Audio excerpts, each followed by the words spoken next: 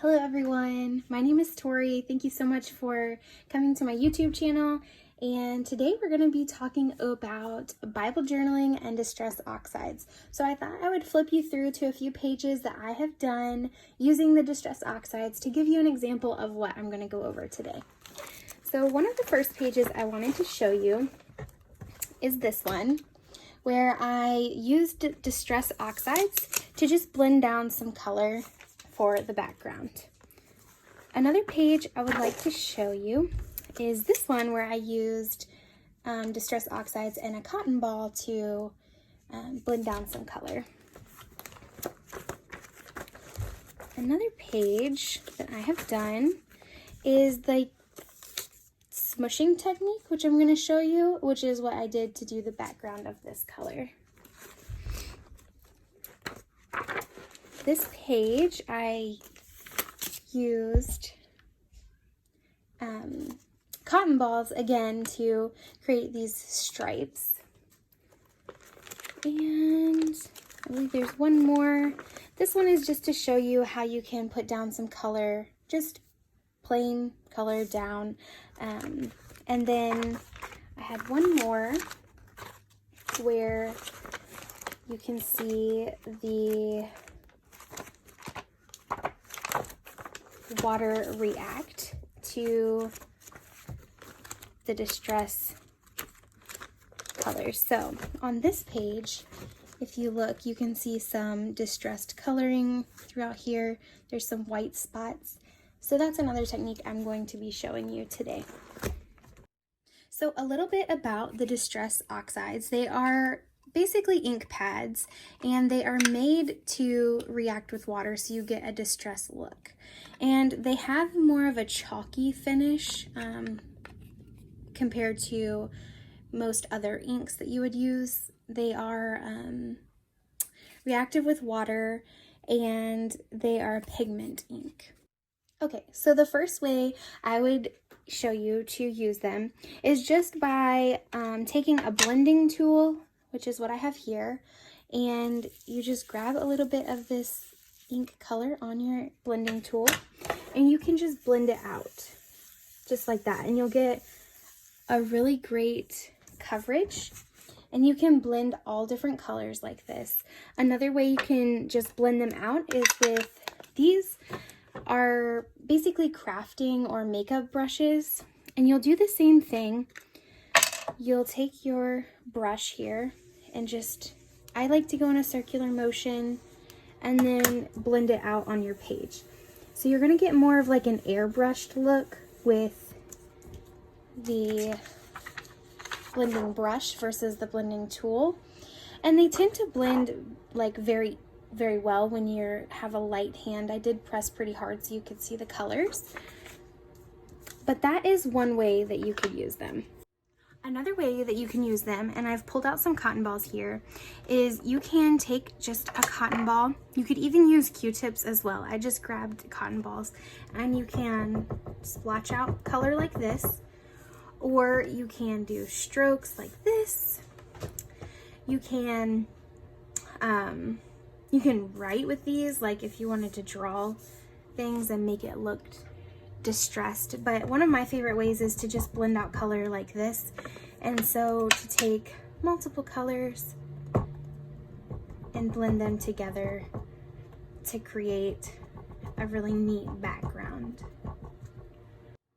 You can also take the ink pads directly on your paper and create a background like that as well. So it gives you this unique finish on your page.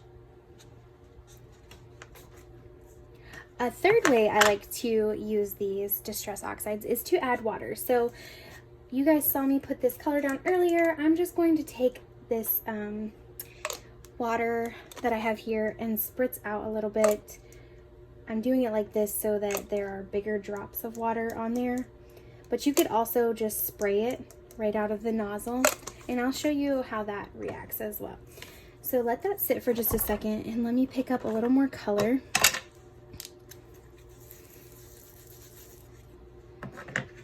And I'm going to do that on this side. So I've just blended out some color there. And then I'm going to take my spray bottle and just spray. And you can hold it back further if you wanted to, or close up, whatever look you're going for. And then I take a paper towel and I just pick up some of that water. And then let me do it on this one as well. And then you can see how you get these other colors that come out with the distressed look. And then this one was sprayed a little closer up, so I didn't let it sit as long either, but you can see a little bit of color change there. Another super fun way that you can use your distress oxides is to stamp with them. So I've just got a little stamp here that I pulled out, and it's a clear stamp. So you just use an acrylic block and then pick up your color on your stamp. Make sure you get a good even coat, and then you can stamp with that. And I didn't get that great of a coat apparently, but you can see how you could even, you know, leave some spaces off and you would get that distressed look. Another way, not just stamping, is embossing. So I'm going to show you, I have some clear embossing powder here, and I'm just going to get my embossing powder ready.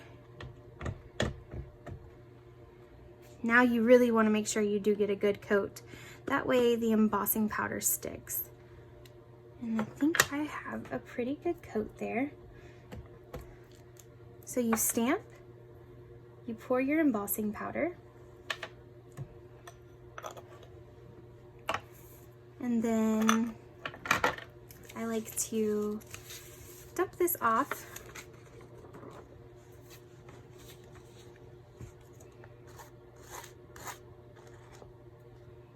And then I will pour this back into my embossing container.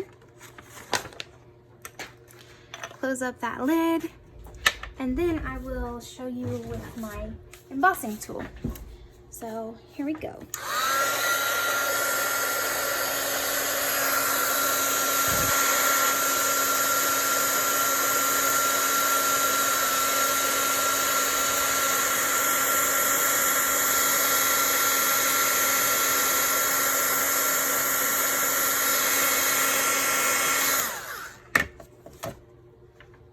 Okay, so if you can see, now I have an embossed image there. Whereas this one is just stamped, this one is embossed. So it's going to make the color just a bit more vibrant. Okay, so the last way I'm going to show you is the smooshing technique. So you can take your distress oxide, and if you have a craft mat or just a sheet of plastic would work, you just want to put down some color like this. I like to add a spritz of water. You could just splash some water on here. And then I take a piece of plastic, whether that's a Ziploc bag or this is just a piece of packaging that came with some stickers. I just like to take that and use it to pick up some of this color, and then you can smush it down onto your page. And you can keep smushing it and keep getting a unique look. You can also, it's very easy to clean up. I just take a paper towel and wipe that up. And same with this. You can also do multiple colors at once. So here's some of this peacock feathers color, and then this one is wilted violet. So I've just added both. And let me turn around my paper here. Spray some water on those, and then pick up some of that color. You can mix them around and really get some unique color mixing and blending.